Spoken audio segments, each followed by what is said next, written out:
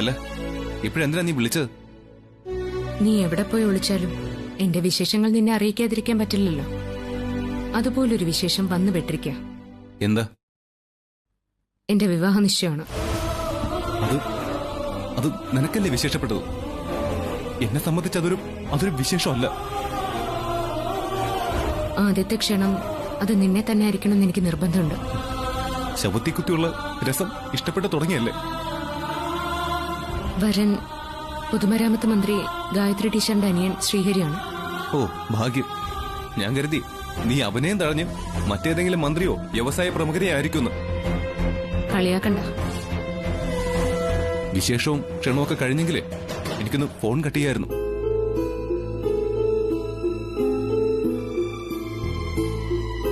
നിനക്കതിലൊരു വിഷമമില്ലേ?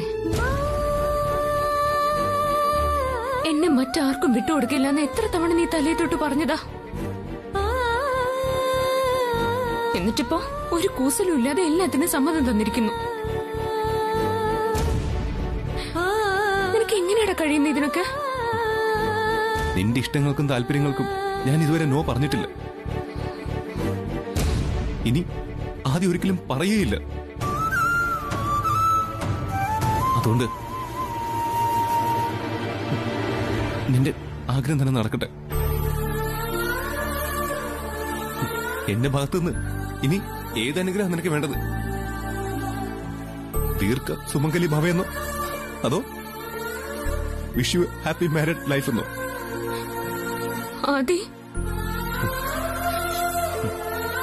നിന്റെ ആഗ്രഹം നടക്കട്ടെ. ഇനിയുള്ള കാലം തമ്മിൽ കാണാതെ നോക്കാം.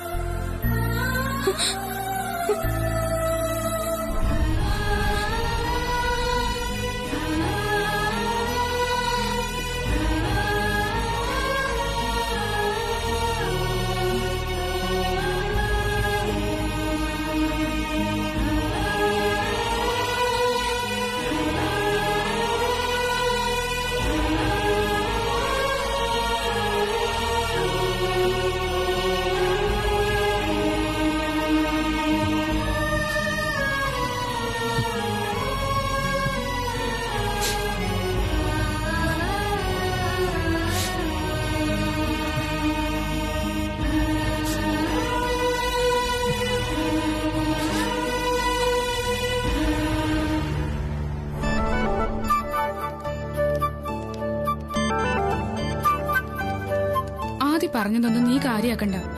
അവൻ അവന്റെ വിഷമം കൊണ്ട് പറഞ്ഞതായിരിക്കും. കേൾക്കുന്നവർക്കും വിഷമമുണ്ടെന്ന് അവൻ മനസ്സിലാക്കണം. കാര്യങ്ങൾ ഇത്രത്തോളം ആയ സ്ഥിതിക്ക് നിങ്ങൾ രണ്ടുപേരും ചേർന്ന് എന്തെങ്കിലും ഒരു തീരുമാനം ഉടനെ എടുത്തേ പറ്റൂ. അതിനുവേണ്ടിയാ ഞാൻ ആദ്യം ഇന്നലെ വിളിച്ചത്. അപ്പൊ നീ എന്താ അവനോട് പറഞ്ഞത്?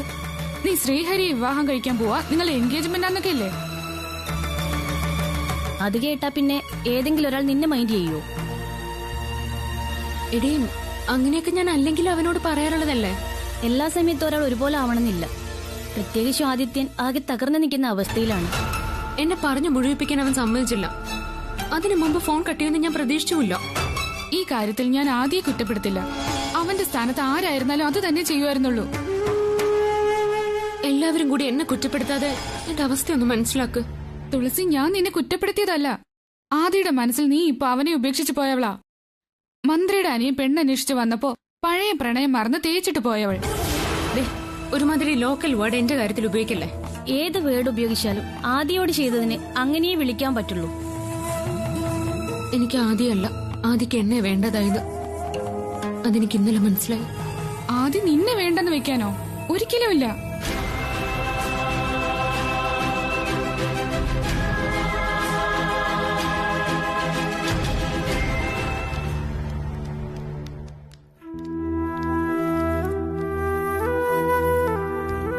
ആരോ ഒരാൾ പെണ്ണ് കാണാൻ വന്നു എന്നതിന്റെ പേരില് അവൻ ഇത്രയൊക്കെ പ്രശ്നം ഉണ്ടാക്കേണ്ട കാര്യമുണ്ടോ? അങ്ങനെയാണെങ്കിൽ എത്രയോ കാലമായി അവനെ കൊണ്ട് കല്യാണം കഴിപ്പിക്കാനെന്നും പറഞ്ഞ് ആതിരെ അവന്റെ അമ്മ വീട്ടിൽ താമസിപ്പിച്ചിരിക്കുന്നു. ഇതേപോലെ എനിക്കും പറയാലോ അവനോട്. അത് ഞാൻ പറയാത്തത് എന്തുകൊണ്ടാ?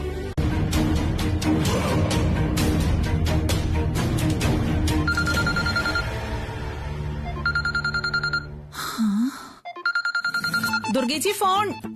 ആരാണെന്ന് നോക്ക്.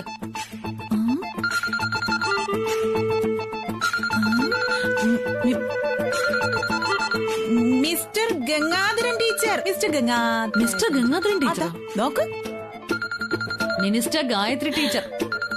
അങ്ങനെയല്ലേ? ഗായത്രി എന്തിനായിരിക്കും വിളിക്കുന്നത്? എടുത്തു നോക്ക്, എങ്കിലല്ലേ അറിയാൻ പറ്റുള്ളൂ. വിശേഷങ്ങളൊക്കെ അറിഞ്ഞു. ഗായത്രിക്കും ശ്രീഹരിക്കും സന്തോഷമായി കാണും അല്ലേ? ഒരു കാര്യത്തിൽ എനിക്ക് സംശയമുണ്ട്. എന്താ ഗായത്രി, എന്തു പറ്റി? എനിക്ക് എത്രയും പെട്ടെന്ന് ചേച്ചി ഒന്ന് കാണണം. എന്താ, എന്തെങ്കിലും പ്രശ്നമുണ്ടോ? അതെല്ലാം നേരിട്ട് പറയാം. എന്താണെങ്കിലും പറഞ്ഞോളൂ. ഫോണിൽ പറഞ്ഞാൽ ശരിയാവില്ല. ചേച്ചി ഫ്രീ ആകുമ്പോ ഒന്ന് ഇവിടം വരെ വരണം. വളരെ അത്യാവശ്യം. ആ, വരാം.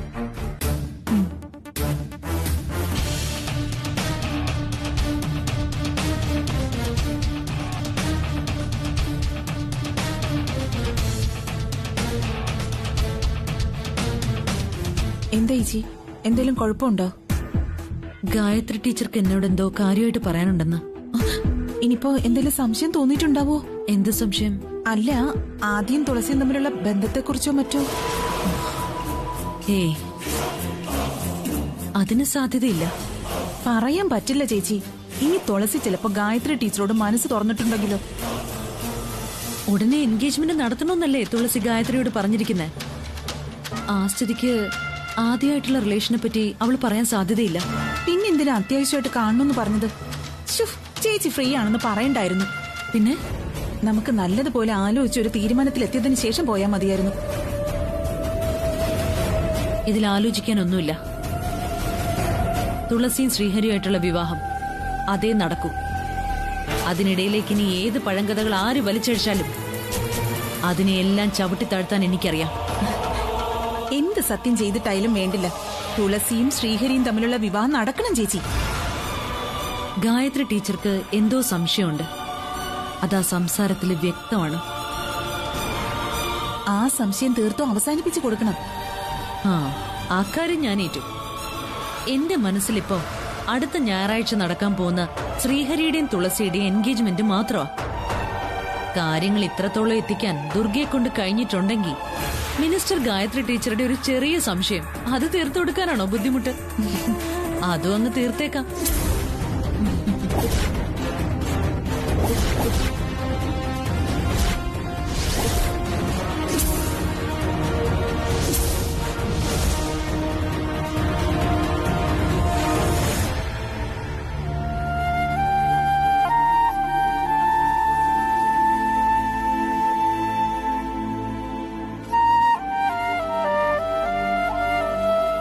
എന്തൊരാലോചന ഇത്?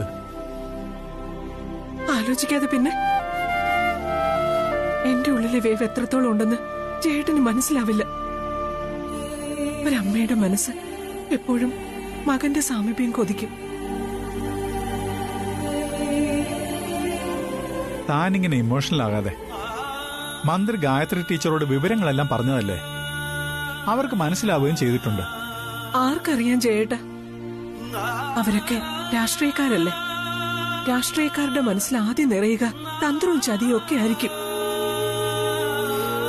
എനിക്കതുകൊണ്ട് ഒരു ആശ്വാസം തോന്നുന്നില്ല. ഇതല്ലാതെ വേറെന്ത് വഴിയാ നമുക്കുള്ളത്?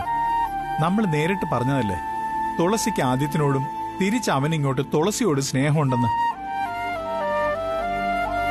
അവരെ തമ്മിൽ പിരിക്കുക എന്നാലത് ഈശ്വരന്മാര് പോലും ക്ഷമിക്കുന്ന കാര്യമല്ല. ഈശ്വരഹിതം അല്ലല്ലോ മനുഷ്യരുടെ ഇഷ്ടം.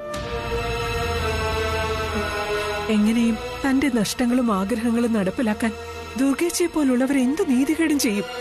നീ റിലാക്സ് ചെയ്യ്. ഇന്ന് മരുന്ന് കഴിച്ചോ? കഴിച്ചിട്ടുണ്ടാവില്ല, എനിക്കറിയാം. ആദ്യം വേണ്ടെന്ന് വെക്കുന്ന മരുന്നാണല്ലോ. ഇങ്ങനെ സ്വന്തം ശരീരത്തോട് ശത്രുത കാണിച്ചിട്ട് കാര്യമില്ല.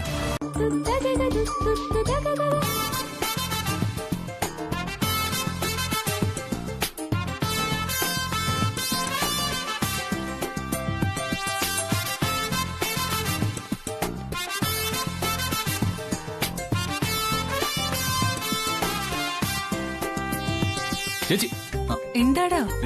എന്റെ ഒരു നല്ല ഫോട്ടോ എടുത്തന്നേ. എടുക്ക്. നീ എന്താ ഈ ഡ്രസ്സില്? അതൊക്കെ പറയാം. ചേച്ചി വേഗം ഫോട്ടോ എടുക്കും.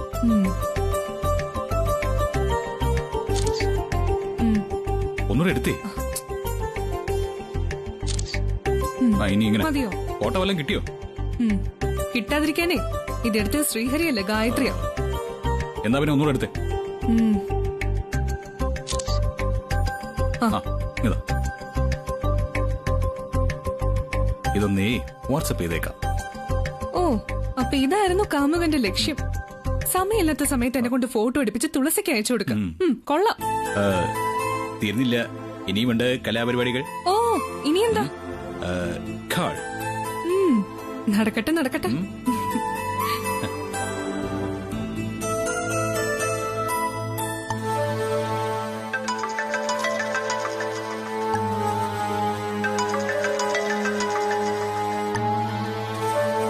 ഹലോ. ഹായ് തുളസി, ഞാൻ കുറച്ച് ഫോട്ടോസ് വാട്സപ്പ് ചെയ്തിട്ടുണ്ടായിരുന്നു. ഉണ്ടായിരുന്നോ? നോക്കാം. അത് എന്തിനാ അയച്ചതെന്നറിയോ? ആ ഫോട്ടോയിൽ ഞാൻ ഇട്ടിരിക്കുന്നത് നമ്മുടെ എൻഗേജ്മെന്റ് ഡ്രസ്സാണ്. അതിന്റെ സെയിം കളറും ഡിസൈനും നോക്കി വേണം തുളസി ഡ്രസ്സ് എടുക്കാൻ. ശ്രമിക്കാം. ബുദ്ധിമുട്ടാവില്ലെങ്കിൽ ഞാൻ കൂടെ വരാം. നമുക്ക് ഒരുമിച്ച് പോയി സെലക്ട് ചെയ്യാം. ഇല്ല, ഞാൻ സെലക്ട് ചെയ്തോളാം. സംസാരം കേട്ടാലറിയാം തുളസി മറ്റെന്തോ തിരക്കിലാണെന്ന്. ഞാൻ പിന്നെ വിളിക്കാം.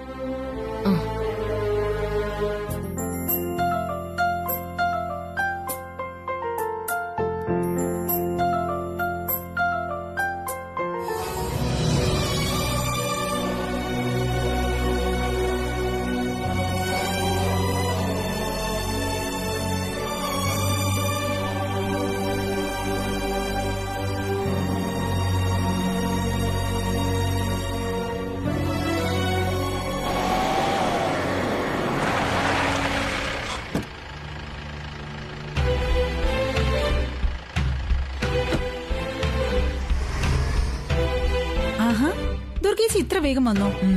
എന്തൊന്നും വാങ്ങിയില്ലേ? കയ്യിലൊന്നും കാണുന്നില്ലല്ലോ. തുളസിയെ ഞാൻ വിളിച്ചിരുന്നു.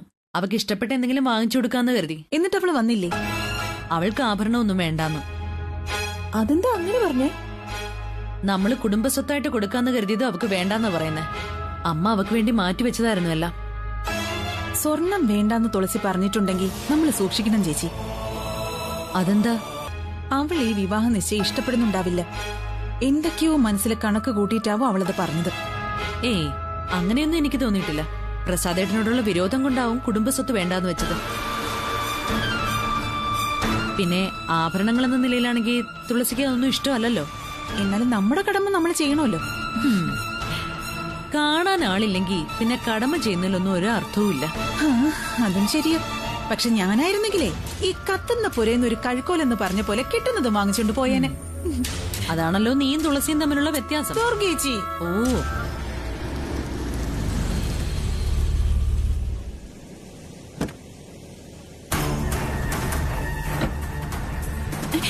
ദുർഗേച്ചി, ഇവിടെ നിങ്ങളുടെ ഭർത്താവ് ACP കൃഷ്ണപ്രസാദ്. ഗുരുത്വദോഷം പറയരുത്. ഓ, ദൂഷിക്കാൻ പാടില്ലല്ലോ. മരുമകൾക്കൊരു നല്ല വിവാഹ ജീവിതം ഉണ്ടാക്കി കൊടുക്കുന്ന ആളാണല്ലോ. സ്വന്തം മകനോട് എന്തു ആവാം. എന്റെ ജീവിതം തകർക്കാൻ നിൽക്കുന്ന അദ്ദേഹം ഇവിടെ ഇല്ലേ? ആദി, ഒച്ച വെക്കണ്ട. എന്നെ ഇവിടുന്ന് നാട് കടത്തിയതേ ഇതിനാണെന്ന് എനിക്ക് മനസ്സിലായില്ല. വന്നല്ലോ സ്നേഹത്തിന്റെ നിറകുടം, മാതൃകാപരനായ അച്ഛൻ. നിന്നോടാരാ ഇപ്പൊ ഇങ്ങോട്ട് വരാൻ പറഞ്ഞത്? അപ്പോ ഞാൻ ഉദ്ദേശിച്ച തന്നെ നാട് കടത്തല നാടകം പൊളിഞ്ഞിരിക്കുന്നു അല്ലേ?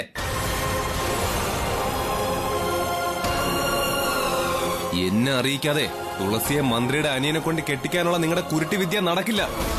അവളുടെ ഇഷ്ടത്തിനൊപ്പം നിന്നു കൊടുക്കുക എന്നൊരു ജോലി മാത്രമേ നമുക്കുള്ളൂ. അതുകൊണ്ട് വാ, അവളോടൊപ്പം നിൽക്കാം.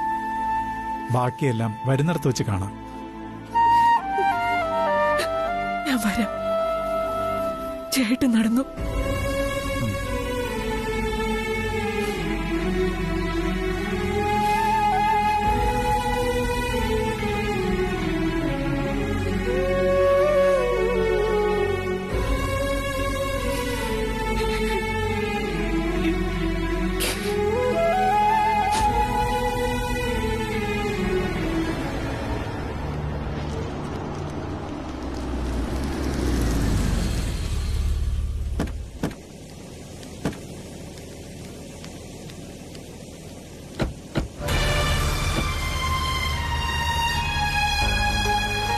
പ്രസാദേട്ടാ എന്താ ഇങ്ങനെ? ഇപ്പൊ പ്രസാദ് സാറിനെ കണ്ട അറക്കം കൊണ്ടുവന്ന പോത്തിനെ പോലെ ഉണ്ട്. നമ്മൾ പോത്തിനെ വാങ്ങാനല്ലല്ലോ വന്നത്, തുളസിയുടെ ശ്രീഹരിയുടെ വിവാഹ നിശ്ചയം കൂടാനല്ലേ. രണ്ടും ഒന്ന് തന്നെ ആടി. പ്രസാദേട്ടൻ വേണ്ടി ഇവിടുത്തെ കാര്യങ്ങൾ നോക്കാൻ തുളസിയുടെ അമ്മാവനെന്നുള്ള കാര്യം മറക്കരുത്.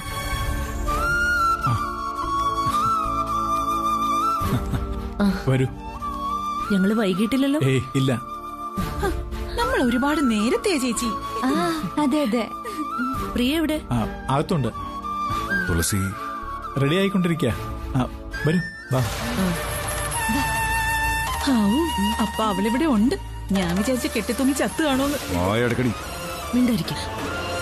പെണ്ണുങ്ങളുടെ ഉള്ളിലിരിപ്പ് സാറിന് മനസ്സിലാവാത്തോണ്ടാ. തുളസി കല്യാണ നിശ്ചയത്തിന് സമ്മതിച്ചത് മുതലുള്ള ആദ്യം എനിക്ക്. അവൾ എന്തോ മനസ്സിൽ കണ്ടോണ്ടുള്ള തീരുമാനമാണോ ദുർഗി ചെയ്ത്? അവളുടെ മനസ്സിൽ നീ വിചാരിക്കുന്ന പോലുള്ള ചീത്ത വിചാരങ്ങളൊന്നുമില്ല. അമ്മാവനെ അനുസരിക്കുന്ന മരുമകളാണ് തുളസി. അതുകൊണ്ട് തന്നെയാ അവൾ ഈ നിശ്ചയത്തിന് സമ്മതിച്ചത്. എന്റെ ശ്രീഹരി മന്ത്രിയൊന്നും വന്നില്ലല്ലോ. അവരൊക്കെ ഇപ്പൊ എത്തും. വാ. സാറിനെന്ത് പറ്റി? സുഖല്ലേ? ചെറിയൊരു തലവേദന.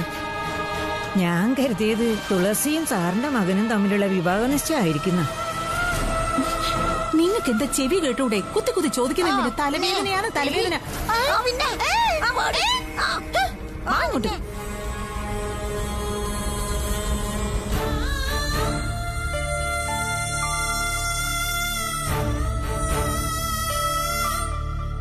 കുടുംബ പരദേവതയാണ്.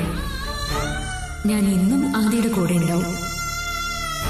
ആദിയല്ലാതെ മറ്റാരെയും ഞാൻ വിവാഹം കഴിക്കില്ല.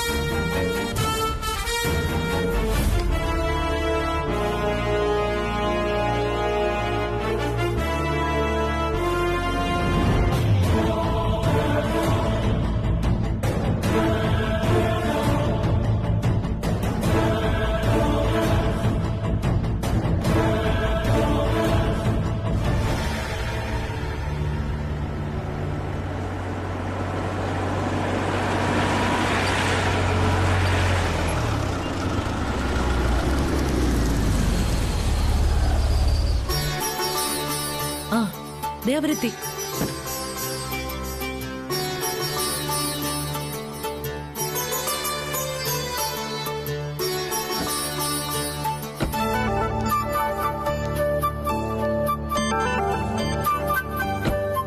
വാ.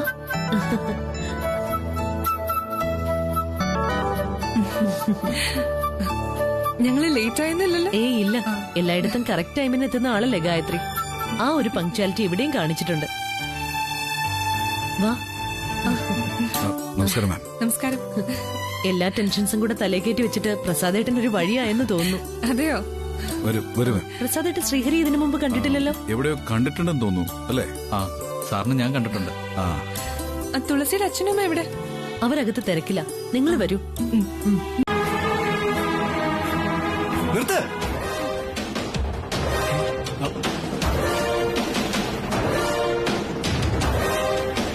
തുളസി എന്റെ പെണ്ണ.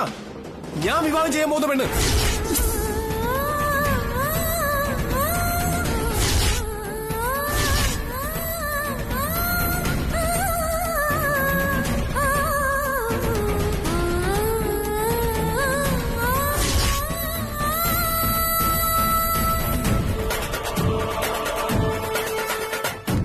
ഇറങ്ങിപ്പോടാ.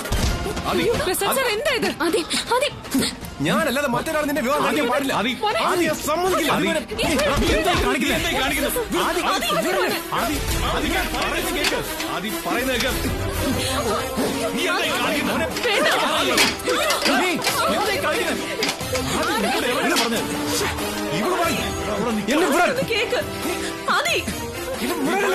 നിങ്ങൾ എല്ലാരും കൂടി അവളുടെ വിവാഹ നിശ്ചയം നടത്താൻ നോക്കിയതല്ലേ? ഞാൻ അവളെ വിവാഹം ചെയ്യാൻ പോവാ. ആ കീങ്ങത തോരാനില്ലേ പറഞ്ഞു.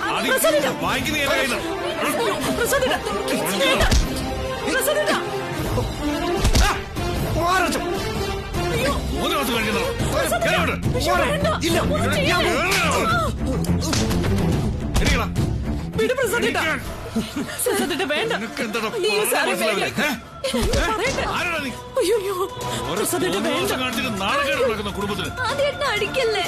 പലതവണ ഞാൻ നിന്നോട് പറഞ്ഞിട്ടുള്ള നീയും തുളസിയുമായിട്ടുള്ള വിവാഹം ഒരു കാരണവശാലും നടക്കില്ല. നിങ്ങൾ പറയുന്നത് അനുസരിക്കാനേ ഞാൻ പഴയ 10ാം ക്ലാസ് ആയിരുന്നല്ല. എനിക്ക് എന്റേതായ ഇഷ്ടങ്ങളുണ്ട്. ഞാൻ അങ്ങോട്ട് മരിച്ചു പോകും.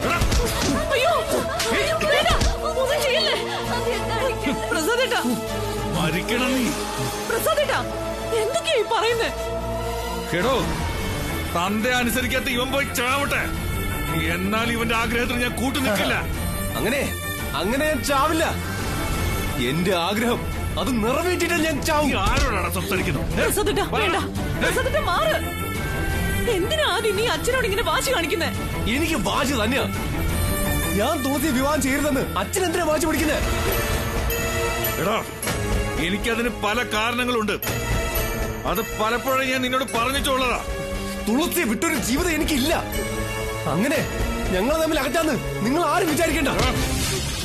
അങ്ങനെ ഞാൻ വിചാരിച്ചിട്ടുണ്ടെങ്കിൽ അതേ നടക്കൂ.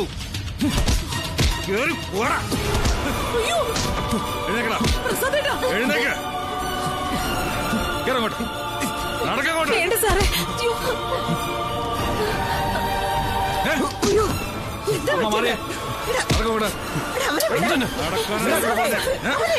എന്താ ചെയ്തെന്നോ?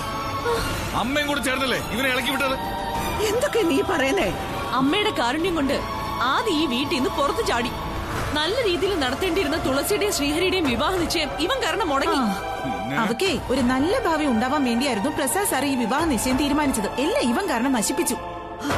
എന്തിനാ നിങ്ങൾ എല്ലാരും കൂടി ആദ്യം തുളസി അകറ്റാൻ ഇത്ര കിണഞ്ഞു പരിശ്രമിക്കുന്നത്? അവരവരുടെ ഇഷ്ടത്തിന് ജീവിച്ചോട്ടെ. അമ്മയൊന്നും മിണ്ടാതെ പോയേ. ഇവനെ എന്ത് വേണമെന്ന് എനിക്കറിയാം. ഞാന് അവനെ അങ്ങ് കെട്ടും. സത്യം പറഞ്ഞ ഇപ്പഴാ എനിക്ക് അവനെ കുറിച്ച് ഓർത്ത് കുറച്ച് മതിപ്പും സന്തോഷമൊക്കെ തോന്നുന്നേ. ഇന്ന് ആദ്യം ഇവിടെ വരുമെന്ന പ്രതീക്ഷ തന്നെയാ ഞാൻ ഈ വിവാഹ നിശ്ചയത്തിന് ഒരുങ്ങിയത്. പക്ഷെ ഈ വരവ് ഞാൻ പ്രതീക്ഷിച്ചതിലും അവൻ ഗംഭീരാക്കി. എടീ, ഞാൻ പറഞ്ഞില്ലേ ഇതൊക്കെ ഇവളുടെ പ്ലാൻ ആണെന്ന്. ആദ്യം ഇപ്പഴാ ശരിക്കും ഉത്തരവാദിത്തമുള്ളൊരു കാമുകനായത്. ഇത്ര പക്വതയോടെ അവൻ പെരുമാറുമെന്ന് ഞാൻ തീരെ പ്രതീക്ഷിച്ചില്ല. ആദ്യം നിന്നെ ഒരുപാട് സ്നേഹിക്കുന്നുണ്ട്. മരണം വരെ അവൻ എന്റെ കൂടെ ഉണ്ടാവും. അക്കാര്യത്തിൽ ഇനി എനിക്ക് സംശയമില്ല. ആദിത്യനെ പോലുള്ള ഒരാളുടെ കൂടെ ജീവിക്കാൻ പറ്റുന്നത് ഭാഗ്യം തന്നെയാ. അപ്പോ ഞാൻ ഭാഗ്യമുള്ളവളാ. 100%. നിന്റെയും ആദിയുടെയും കാര്യം ഓക്കെ. ഇതിനിടയിൽപ്പെട്ട് ചതഞ്ഞെറിഞ്ഞു പോയ ഒരു പരേതാത്മാവുണ്ട്. അതേതാത്മാവ് ശ്രീഹരി. അവൻ എന്ത് പിഴച്ചു? അതെ, ജീവിതത്തിൽ വിവാഹം പോലുള്ള കാര്യങ്ങൾക്ക് ഇറങ്ങിത്തിരിക്കുമ്പോ ചുരുങ്ങിയത് കല്യാണം കഴിക്കാൻ പോകുന്ന പെൺകുട്ടിക്ക് കാമുകന്മാരാരെങ്കിലും ഉണ്ടോന്നെങ്കിലും അന്വേഷിക്കണം. അല്ലാതെ മുമ്പും പിമ്പും നോക്കാതെ കല്യാണം കഴിക്കാൻ ഇറങ്ങിത്തിരിച്ചാ ഇങ്ങനെയൊക്കെ ഉണ്ടാവും. ഈ വീട്ടിൽ നിന്നാ എനിക്ക് ശ്വാസം മുട്ടും. ഇവിടെ ആർക്കും എന്നോട് ഒരു സ്നേഹവുമില്ല. അങ്ങനെ പറയരുത്. ഇവിടെ നിന്നെ സ്നേഹിക്കുന്ന ഒരുപാട് പേരുണ്ട്. നിന്റെ പ്രിയ ആന്റി, ജയനങ്കിള്, പിന്നെ നീ ഇഷ്ടപ്പെടുന്ന തുളസി, ഞാൻ. അതൊക്കെ പൊള്ളയ. അത് നിനക്ക് തോന്നാണ്. മുത്തശ്ശി എന്നും നിന്റെയും തുളസിയെ സ്നേഹിച്ചിട്ടേ ഉള്ളൂ. എനിക്ക് പോയേ പറ്റൂ. നിന്നെ ഞാൻ തടയുന്നില്ല. പലപ്പോഴും ഈ വീട് വിട്ടു പോണമെന്ന് ഞാനും ആഗ്രഹിച്ചിട്ടുണ്ട്. ഇറങ്ങിപ്പോകാൻ ഒരുങ്ങിയപ്പോഴൊക്കെ നിന്റെ അച്ഛൻ എന്നെ തടഞ്ഞു. അവന് വിഷമമാകുന്ന ഒന്നും ഞാൻ ചെയ്യില്ല.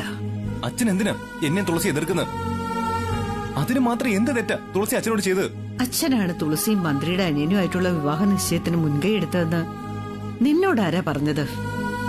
അച്ഛന്റെ ഫുൾ സപ്പോർട്ടിലാണല്ലോ അവളുടെ എൻഗേജ്മെന്റ് നടക്കാൻ പോയത്. എന്തൊക്കെയാ നിന്റെ അച്ഛന്റെ മനസ്സിലെന്ന് ആർക്കറിയാം? അച്ഛന്റെ മനസ്സിൽ എന്തൊക്കെയാണെങ്കിലും അതൊന്നും നടക്കില്ല. ഞാൻ അറിയാതെ തുളസിയെ മറ്റൊരാൾക്ക് കെട്ടിച്ചയക്കാൻ അച്ഛൻ വിചാരിക്കും വേണ്ട. അതെ, നീ നാടുവിടാൻ പോവില്ലേ? അപ്പൊ പിന്നെ നിന്റെ അച്ഛൻ തുളസിയെ ആർക്കെങ്കിലും കെട്ടിച്ചു കൊടുത്താ നീ എങ്ങനെ അറിയാനാ?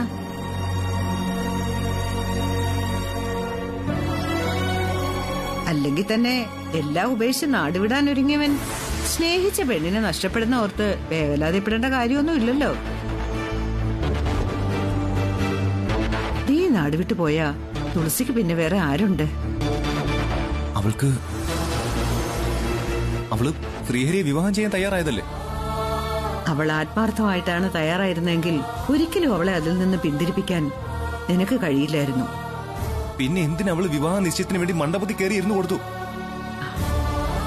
നളനെ നഷ്ടപ്പെട്ടിട്ടും ദമയന്തി വീണ്ടും ഒരു സ്വയംവരത്തിന് തയ്യാറായി. അതവൾക്ക് മറ്റൊരു വിവാഹം കഴിക്കാൻ വേണ്ടിയായിരുന്നില്ല. അവൾക്കറിയാം ഈ ലോകത്തിന്റെ ഏത് കോണിലുണ്ടെങ്കിലും തന്റെ സ്വയംവര വാർത്ത അറിഞ്ഞാൽ നളൻ അവിടെ എത്തുമെന്ന്. അതുപോലെ നിന്നെ ആ വിവാഹ നിശ്ചയത്തിന്റെ മണ്ഡപത്തിൽ അവൾ പ്രതീക്ഷിച്ചു. നീ അവിടെ എത്തുകയും ചെയ്തു. എല്ലാത്തിനും കാരണക്കാരി നിങ്ങളാണെന്ന് ഞാൻ പറയുന്നില്ല. പക്ഷെ എന്റെ അനിയന്റെ മനസ്സിലേക്ക് തുളസിയെ കയറ്റിവിട്ടതിൽ നല്ലൊരു പങ്ക് ദുർഗേച്ചിക്കുണ്ട്. ഏത് കുറ്റവും ഏറ്റെടുക്കാൻ തയ്യാറായിട്ടാ ഞാൻ നിൽക്കുന്നത്. അതൊരു ഒഴിഞ്ഞു മാറല. അറിഞ്ഞുകൊണ്ട് ഞാൻ ഗായത്രിയോടോ അനിയനോടോ ഒരു തെറ്റും ചെയ്തിട്ടില്ല. എന്റെ അറിവിന്റെയും വിശ്വാസത്തിന്റെയും പരിധിക്കുള്ളിൽ നിന്നുകൊണ്ടാ ഞാൻ എല്ലാം ചെയ്തത്. തുളസിക്കൊരു നല്ല ജീവിതം, അത് മാത്രമായിരുന്നില്ല. ഗായത്രിയുടെ അനിയനെ എന്തുകൊണ്ടും ഇഷ്ടപ്പെടുന്നൊരു പെൺകുട്ടി, അങ്ങനെ പല ചിന്തകളും എനിക്കുണ്ടായിരുന്നു. അതിന്റെ നടുവിലേക്കൊരു അപശകനം പോലെ എന്റെ മകൻ ആദ്യം കയറി വരുമെന്ന് ഞാൻ ഒരിക്കലും വിചാരിച്ചതല്ല. സംസ്ഥാനത്തെ പൊതുമരാമത്ത് മന്ത്രിയാണ് ഞാൻ.